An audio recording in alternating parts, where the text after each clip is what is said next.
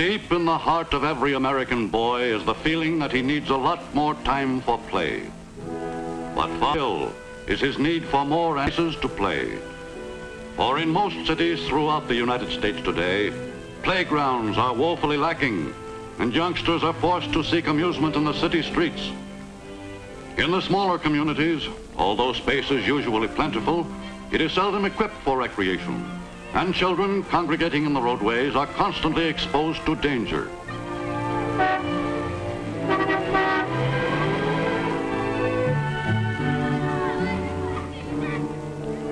In spite of careful driving, the inevitable happens.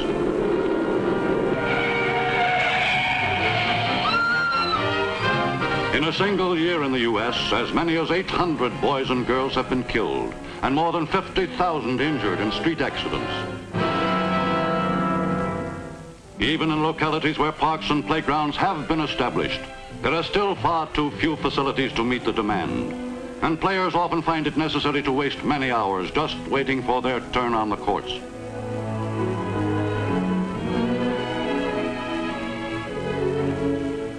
But after a time, patience wears thin, and the young may soon settle for other places of amusement and other kinds of fun.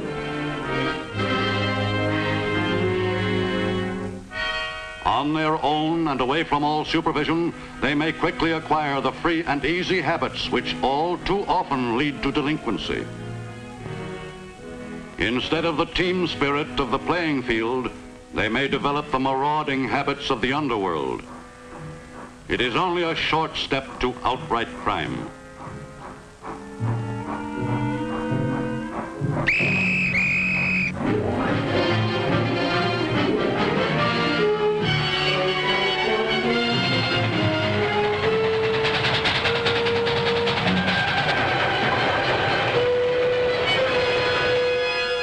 That thousands of teenage boys and girls run afoul of the law each year is conclusive evidence that the community recreational problem is still far from solved. Though recreation alone will not prevent delinquency, it does help to maintain the moral and physical health of the community.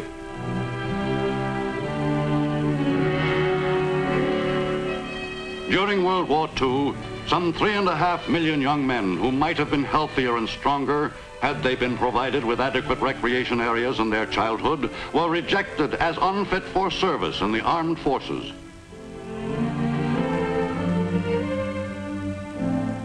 Even more disastrous than physical deterioration is the alarming increase in mental illness among all age groups. In the U.S. today, 1 person out of every 20 must undergo treatment in a mental institution, many of them at the taxpayer's expense. Today, public-spirited groups of every kind are zealously working to make up for the omissions of the past by promoting and even helping to finance more and better playgrounds. And throughout the country, progressive municipalities are coming to realize that recreation is an essential part of community life, ranking in importance with public health and education. Civic leaders and elected officials of cities and towns of every size are today reappraising the outdoor recreational needs of their people, and in many cases are taking the necessary action to meet them. But though some progress is being made, the job ahead is still a big one. Of the more than 16,000 U.S. municipalities, only a scant 2,500 have organized recreation services.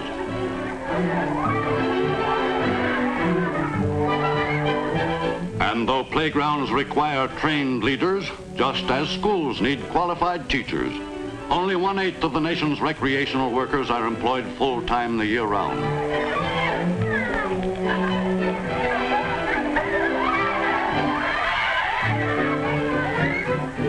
It is the recreation workers' job to teach youngsters how to play according to the rules of the game and to encourage them in the ways of good sportsmanship.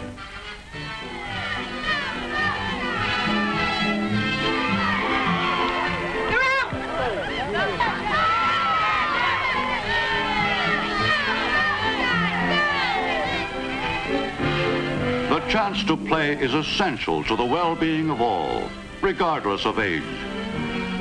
For most people, young or old, No form of recreation has greater appeal than a relaxing swim on a summer afternoon. And today they are able to enjoy the luxury of modern, up-to-date pools if they are fortunate enough to live in a progressive community.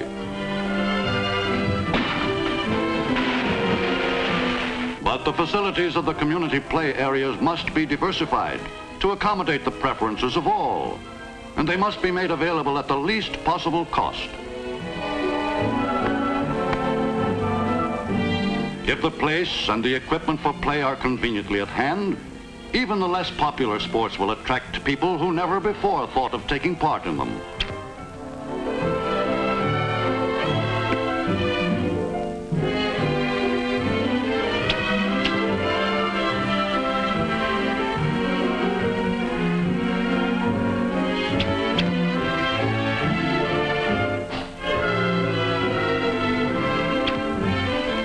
Recreation is particularly important for whom inactivity can well mean a drab and lonely existence.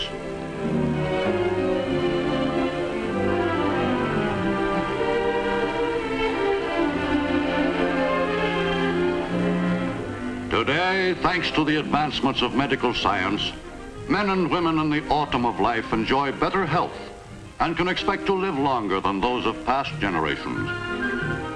With more than 11% of the U.S. population already over 60 years of age, progressive community planners are becoming increasingly aware of the special recreational needs of the aging.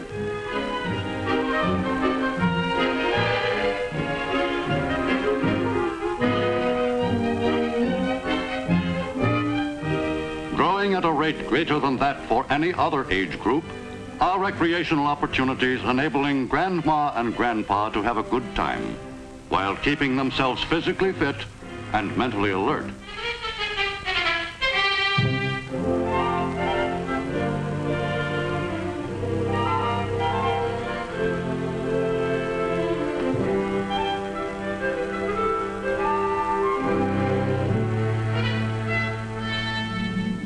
Critical though the recreational problem is for all other groups among the U.S. population, it is particularly acute for the great mass of people who cannot play during the daytime, the nation's many millions of working men and women.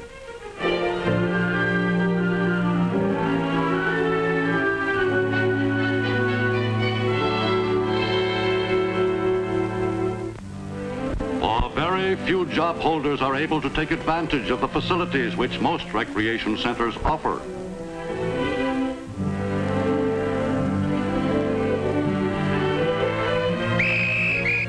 Although many courts and playing fields may be available, they are too often used for only part of the day and are closed as evening approaches.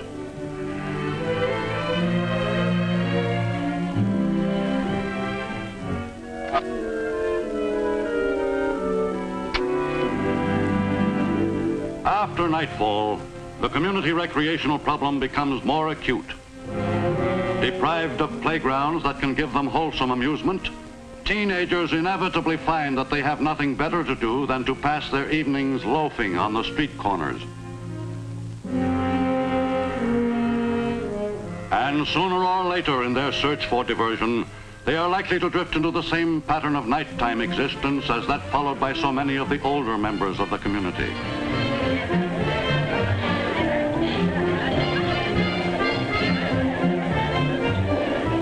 For the lack of suitable outdoor recreation areas affects everyone, regardless of age.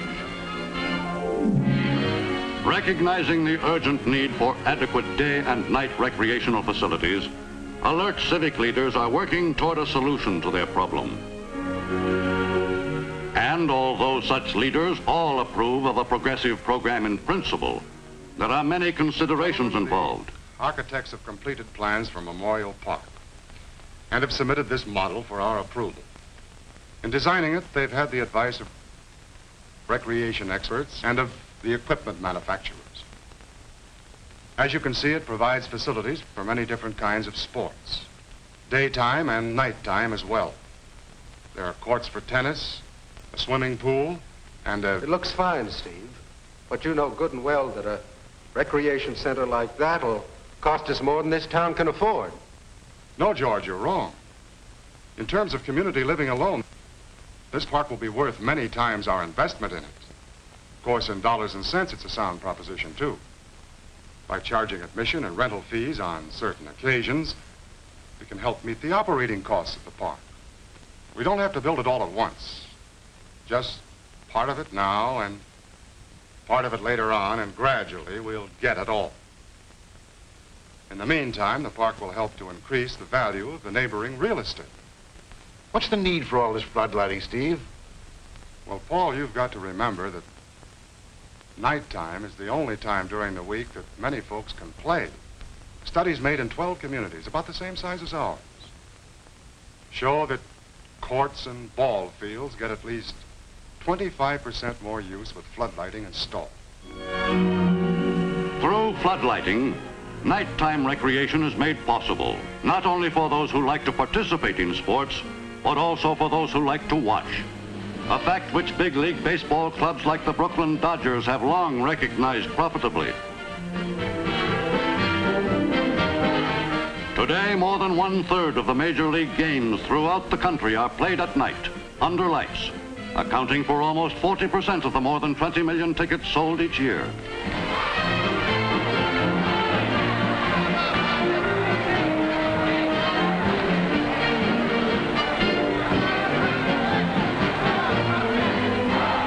But far more important than gate receipts are the dividends outdoor recreation pays in health, happiness, and increased efficiency.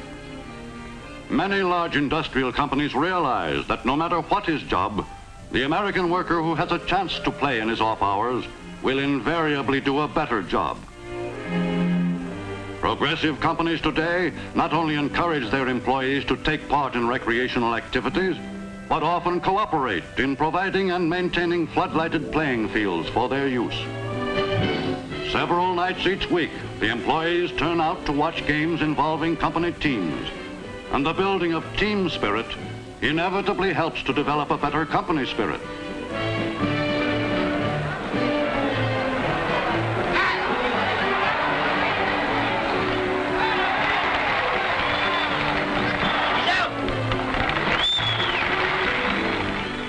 In some sections of the country, where summer temperatures soar to unbearable heights during the day, nighttime is playtime.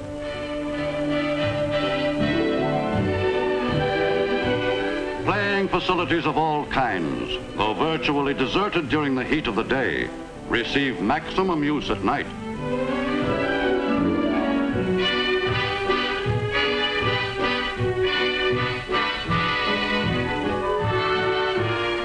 Today, despite the acknowledged role of recreation in building health, and despite the fact that most people can play only in the evening after work, less than 18% of the nation's 50,000 outdoor municipal facilities are illuminated for nighttime use.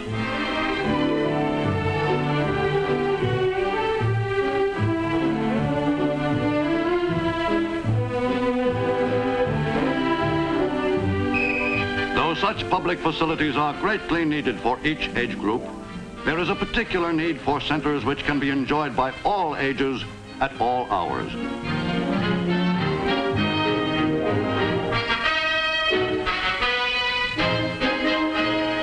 In the larger cities, where space is at a premium, one solution to this problem lies in the multiple-use outdoor play area. Wherever facilities of this kind have been established, they have helped to prevent juvenile delinquency. And the same hard surface area that is floodlighted for nighttime recreation is also marked off for many different types of daytime games.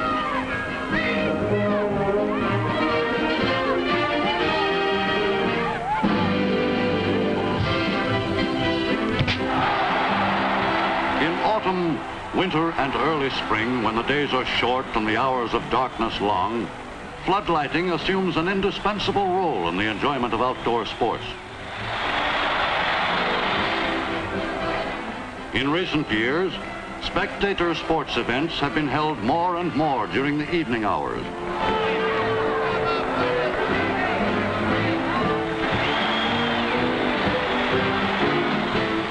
For most people find that it is already dark when their day's work is done, and that of the 40 hours they have available for recreation throughout the week, more than half are in the evening.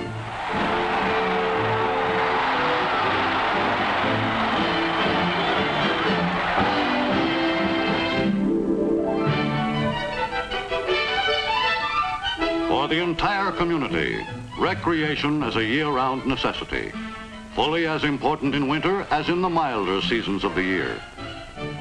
No matter how crisp the weather, invigorating fun in the great outdoors contributes greatly to healthy, happy living.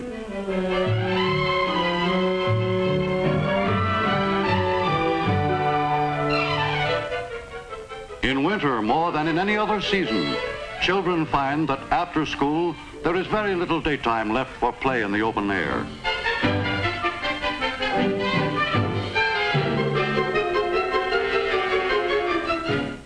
Recreation can serve no better purpose in the life of a community than in helping to keep the American family together as a unit. After going their separate ways during the day, father, mother, and children can share their evenings together in healthful outdoor play. And for Dad especially, nighttime recreation provides a welcome opportunity for comradeship with his children.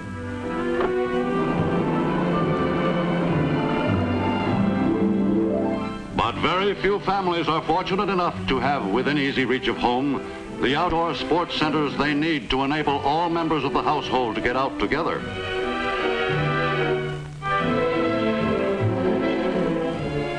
For even in the most progressive communities, there are still not enough nighttime recreational facilities available.